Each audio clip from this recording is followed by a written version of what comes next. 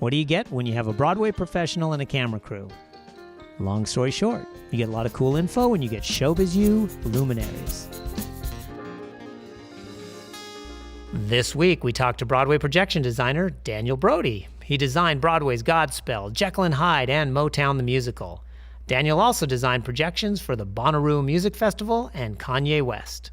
Where did the bug land that said, this is something I might want to do? When did that moment happen? Well, I started as an actor as a kid. I did children's theater from maybe age 10 all the way through high school. And I went to Performing Arts High School, Arizona School for the Arts in downtown Phoenix. I did that into my first or second year of college when I discovered I wasn't tall. So I stopped getting cast. And there may be other reasons I sort of attribute it to that, but it helps to be tall. And so I decided I would be a director. The last year, the fall semester of my last year at school, Jake Pinholster, a media designer, came and taught a guest lecture, which was sort of a audition lecture in media design, and everything sort of clicked in my brain. I didn't even really know that projection and video design was a thing. I did some media here at the school. I was always precocious with Photoshop and with Final Cut and just technology, and always felt that directing is very pen and paper, very hands-on. There's little or no technology involved, and I always felt like I was sort of ignoring calling. I was lucky to have a natural sort of affinity towards computers and technology. When Jake came and taught his lecture, like I said, it all kind of clicked in my brain. I was like, oh, that's a thing. Like it's a discipline, and it's just like lighting design or sound design. There's a process, and it's a part of the production the same way. And he offered me a position of assisting him on the next show that he was designing. He had a few shows left that he was designing out in New York.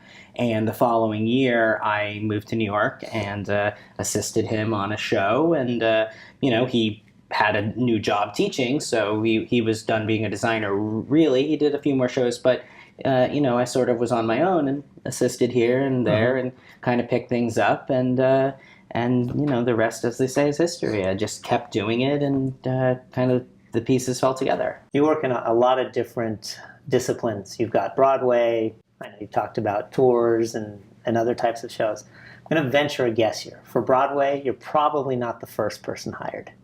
No, almost definitely not. Usually, in my experience, I'm the last designer of the five major designers. Usually, projections is the last. In my three, kind of four Broadway shows, the projection was the last person on every time. Even in the case of like Jekyll and Hyde, I came to that Jekyll and Hyde, where the projection is a core concept. They reimagined the sort of famous confrontation scene. Instead of the same actor playing both Jekyll and Hyde and doing a physical transformation, in our version they did one actor on stage with a digital projection of the other version of him on stage. And even in that show where projection is a core concept, I was the last designer on board. And I feel like the best projection design scenarios are when they're conceived of early enough to get input from the projection designer. Like a lighting designer always wants everything black, so you can isolate it. Projection designer wants everything white or gray, really. Light gray would be perfect, because then you can put something on it. But a white or a gray set with lighting just makes everything bounce around. So there's like a conflict there. It's really convenient for a lighting designer to carve out space, to have a big empty black space and carve it out with light so you can make different areas. But a black set is very, very difficult for a projection designer. It's, everything has to be brighter, which just makes the sound designer mad because we can make it brighter, but we have to make it louder.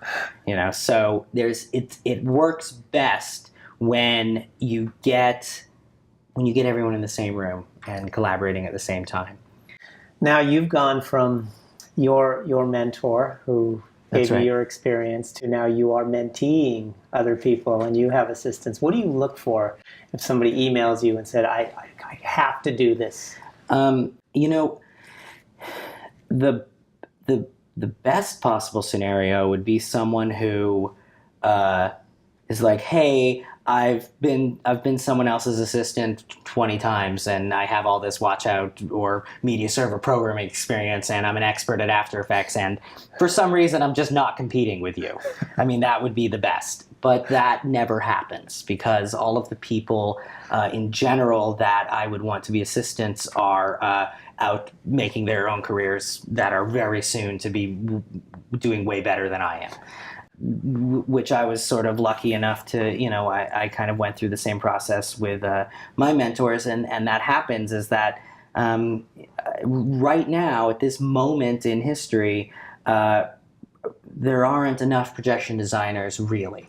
There aren't enough education programs. There are only a few. There's Wendell's program at Yale. There's Peter Flaherty's program at Cal Arts. There's Jake Pinholster's program at Arizona State.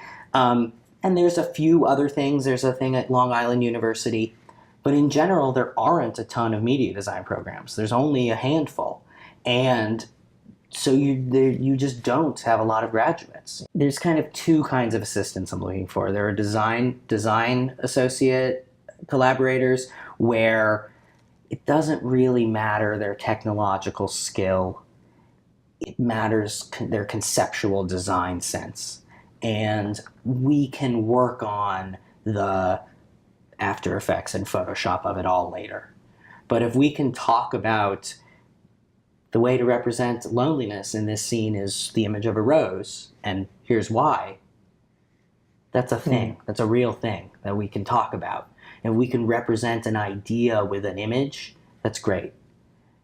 And that's a super important skill. The other thing I'm often looking for is just brute force software and hardware skills, networking and After Effects, Photoshop, all of the stuff, all of those sort of hard, skilled labor stuff, understanding file formats and codecs and having the computer skills where I can sit someone in front of a computer program they've never seen before and I know they're going to take it apart and figure it out in a couple of days or weeks because the skills translate. And there are plenty of both of those kind of people, and often they're the same person. When you find someone who can do both, that's the best. But someone who's strong in either, I would gladly take that.